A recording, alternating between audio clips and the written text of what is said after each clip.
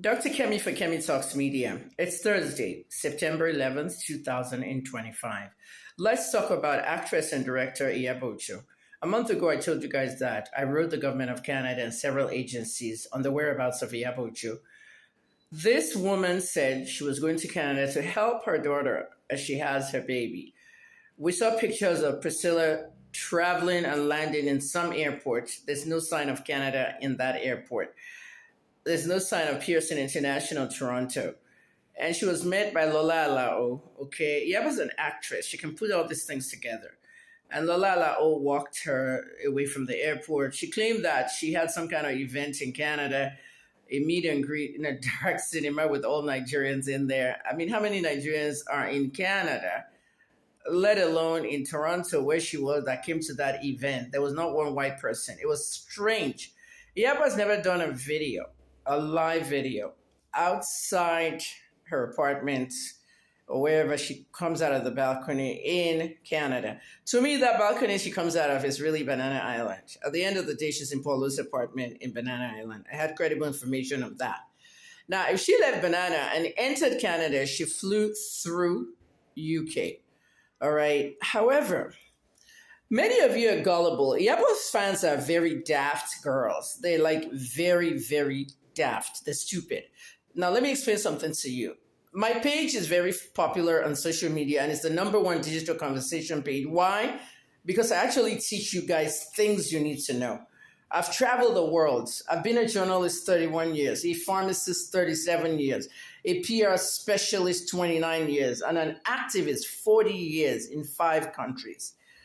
My experience is so vast that if you go to my Facebook page now, people are jaw dropping because I've put all my work out there and I've not even started. Helicopter, boating license, police work, volunteer, name it, I've done it. And I do a lot of philanthropy. I gave out $960,000 in 12 years and nobody even knew. Then I begged Nigerians to donate to me and I raised 15 million over there for the same philanthropy, and people didn't know. Half of them did not donate, and they were calling me beggar. You're not discovering the real Kemi Lawyer. Let's get back to Yabo. So I wrote the CBSA and the Government of Canada, Wellington Street, the Office of the Prime Minister. I wrote a lot of agencies about Yabo. And what I said in my letter was, private. It was basically, this is a woman who is in the middle of a murder case and she's an accessory to the fact, an accessory after the fact. Canada does not play with accessory after the fact, especially that one. After the fact means you know who killed somebody, okay? Listen carefully because I'm explaining things to you. The media in Nigeria has not done anything about Mohbad's case and they will not do anything, okay? You know who killed Mohbad and you help that person get away with murder. That's accessory after the fact. I was a Toronto police volunteer, and there were some cases like that where people knew who shot people, and they quietly kept them, hidden and all that.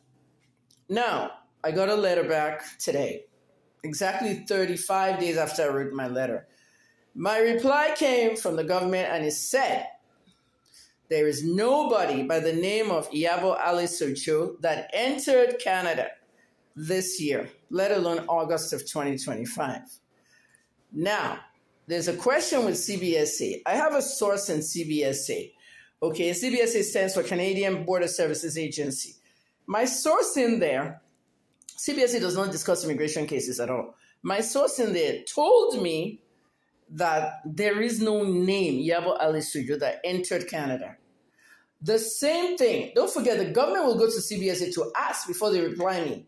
The same thing NIS is telling me, Nigerian Immigration Services, her passport did not enter Canada, which means there's still a possibility. IRB. Some of you in Canada know what I'm talking about, Immigration and Refugee Board. You can actually, don't go do this because Canada is like really crowded right now. You must have a credible case. There are people who flee to Canada from danger. They file asylum, they file refugee status. Okay, Canada's refugee program is the easiest in the world, and that's why it's the most abused. So when they enter, okay, they might go through Europe, they might be trafficked in Canada, they don't have to have real papers. They can come in with fake passports, they can come with anything. It's when they get in there, they tell who they are. So Yabo may have entered on somebody else's document, and trying to file asylum and not go back to Nigeria. This is the reason why she burned down her office. Okay? What I don't like about Nigeria is that I have too many sources telling me all these things, and people will say, "Hey, she's lying, she's making it up." Yaba made up stuff throughout her life on Gist Lover. Okay? Aside from keeping me in prison, she disgraced my king and lied on my king. So some of you come here and say I'm lying on her. Do you know what she did to my king, the Alaafin of Oyo, Adeyemi, that died? Did you not see all that series she did on Gist Lover? Okay, let's continue. Iyabo destroyed a lot of lives, families, businesses, name it. She and Tonto under Gist Lover. So stop saying the word Gist Lover. Just say Iyabo and Tonto's Gist Lover. All right. Iyabo. Okay. Somebody in the Nigerian Fire Services, a source, told me that your fire was deliberate. You burned down your own office for insurance money, collected insurance money, and then went to Canada, right? Is that what you did? Did you really go to Canada with the insurance money and a fake name and refugee status? I'm still trying to work on that. What I'm going to do now is I'm going to write the IRB. Anyone that files refugee status will get an appointment to come and testify in front of the IRB on their case, why Nigeria is dangerous. Do you know what I'm saying? Or why they fled to Canada. I'm going to write my letter, and automatically they'll dismiss her case, and then she'll be deported back to Nigeria. That's how that works. Iyabo must come and face the, wrath of the law. The police is not looking for her. However, when you tell the IRB or people who are in charge these things ahead of time, they know. Go ask the Rwandans. Many Rwandans were killed during the Tutsi and Hutsi war. Okay? Many. The genocide was unimaginable. A lot of Rwandans fled all over the world. UK, US, Canada. While many Rwandans who lost their families, their generations to this genocide, when Kagame took over, he was on the other side of the army. The people that actually did a lot of the genocide too also fled into Canada. So Rwandans were looking for them. They were pinpointing them one by one. Go and Google it. Rwanda genocide, blah, blah, blah. If you want to call it, man, just put genocide, Rwanda, Canada, arrested. You'll see all the Canadians. I say Canadians, see all the Rwandans that fled to Canada after they killed people like massively in their country.